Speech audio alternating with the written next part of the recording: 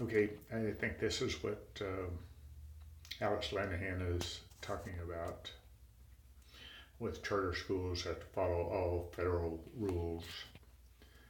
And because they won't have elected school boards, parents will have no recourse. Well, Donald Trump's education secretary, Betsy DeVos, kind of stepped in it again.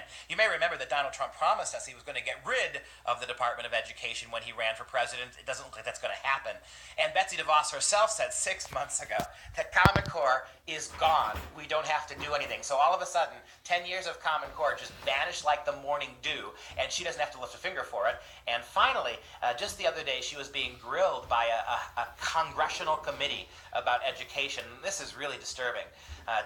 Democrat Representative Catherine Clark of Massachusetts kept hitting her again and again and again that private schools and charter schools by nature discriminate because they don't accept everybody. Basically, the argument that these Democrat halfwits are making is private schools should more or less be regulated, and charter schools, because they can't take everybody all the time. So the very nature, the premise of these schools is discriminatory.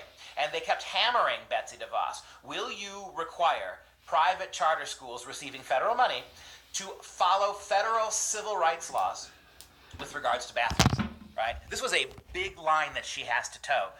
Just because a private school takes a little bit of federal money here and there, do they, and a Christian school for that matter, do they have to conform to every aspect of the federal government schools, public schools? She wouldn't answer until the very end. So you would not be able to send federal dollars to a private school that did not adhere to the full panoply of civil rights laws in this country. Federal law must be Is that a followed. yes or no? Just Federal say dollars yes or are- no. Yes or no. Federal law must be followed when federal money is involved. So Is there some problem? Yes or no? Will you guarantee? I think I've been clear. Then say yes or no.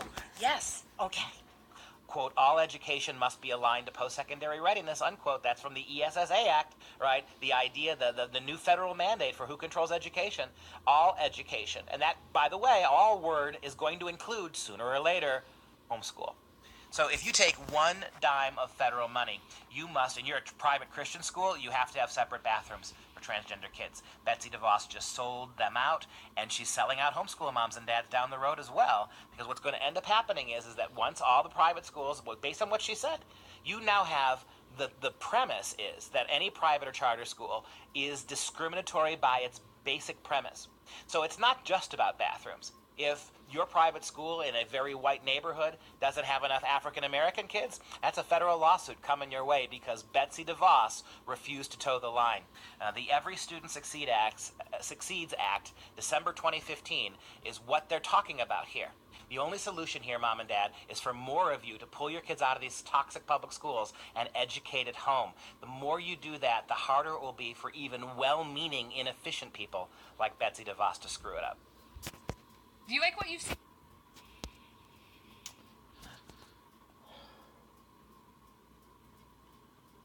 So my question is where is the federal government power enumerated to have anything to do with education in public schools?